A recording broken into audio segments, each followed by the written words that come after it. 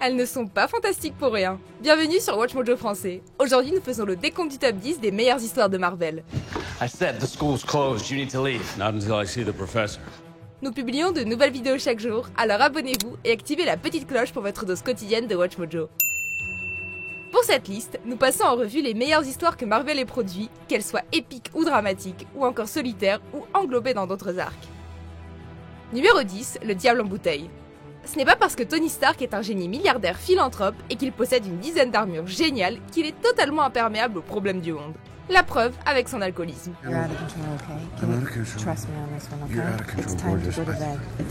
Écrite par David Michelinie et Bob Layton, cette vision bien plus adulte du personnage se concentre sur son addiction à l'alcool et le fait qu'il s'en serve pour gérer les nombreux combats et les frustrations de sa vie. L'histoire prend une tournure bien sombre à plusieurs reprises, ce qui n'est pas très commun dans les comics Iron Man à l'époque. On y a vu l'impact qu'avait l'alcool sur Tony, ainsi que ses conséquences sur son entourage. Numéro 9, le soldat de l'hiver. Quand le mystérieux soldat de l'hiver apparaît, Captain America fait son super-héros et cherche à l'éliminer. Mais au fur et à mesure de son enquête, on apprend l'identité de son ennemi, qui est pour le moins choquante. Bucky? Who the hell is Bucky? Il s'avère que le soldat de l'hiver n'est autre que Bucky Barnes, le camarade du capitaine pendant la Seconde Guerre mondiale, qui a été gelé et amélioré, en plus d'avoir subi un lavage de cerveau, par les membres d'Hydra. Le capitaine sait qu'il doit être arrêté, mais comme il s'agit d'un ancien ami proche, la situation est encore plus difficile pour notre protagoniste. On ne vous spoile pas la fin, mais disons que le talent narratif d'Ed Brubaker est vraiment d'un autre monde. Numéro 8, God Loves, Man Kills. William Stryker éprouve une véritable haine envers les mutants et affirme qu'ils sont une abomination aux yeux de Dieu. Il les déteste tellement qu'il décide de kidnapper le professeur X, de le brancher à un cérébro de fortune et de manipuler ses capacités psychiques pour le pousser à tuer tous les mutants du monde. Magneto et les X-Men doivent donc l'arrêter, et ce concept choc montre à quel point l'humanité peut être cruelle avec ses pairs à cause de la peur et des préjugés. La série X-Men a toujours parlé d'égalité et de ségrégation, mais la légende de chez Marvel, Chris Claremont, va encore plus loin que les autres. Numéro 7, Original Sin. L'être omniscient nommé le Gardien a été assassiné. Du coup, Nick Fury et autres super-héros de Marvel s'allient pour enquêter sur la raison de son meurtre. La force de l'histoire réside dans son rythme parfait et le mystère qui grandit de façon constante. Si vous avez envie de lire un roman énigme dans la même veine qu'un thriller mais avec la classe d'un conte fantastique de chez Marvel, alors jetez-vous sur cette brillante histoire de Jason Aaron.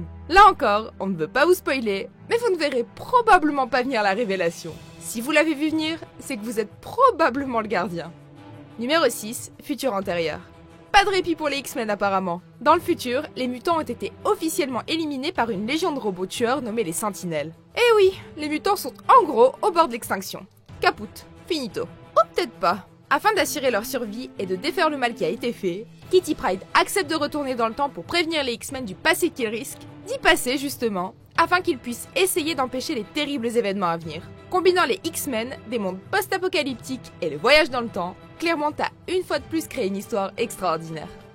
Numéro 5, Ultimate Spider-Man, Power and Responsibility. Aujourd'hui, on connaît l'histoire d'origine de Spidey.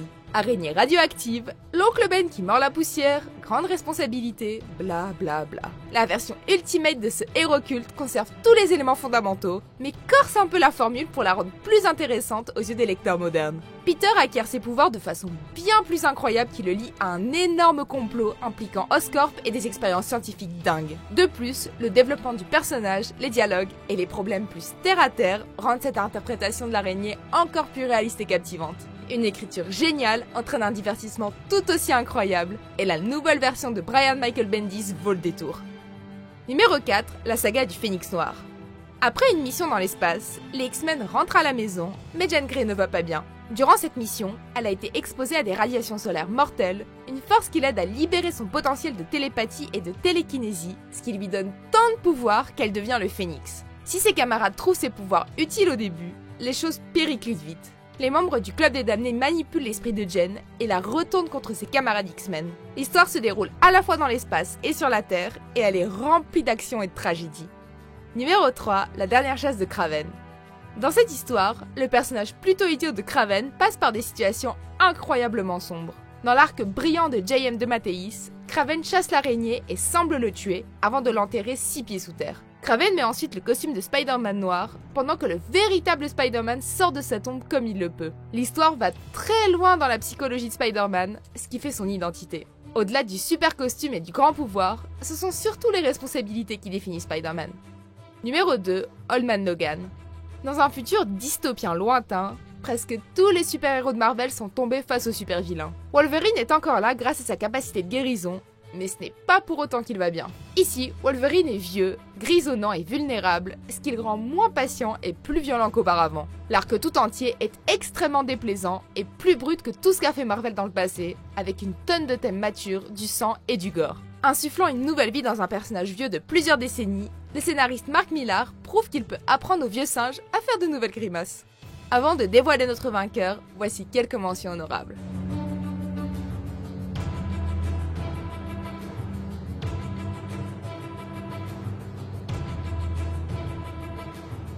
Numéro 1, Born Again.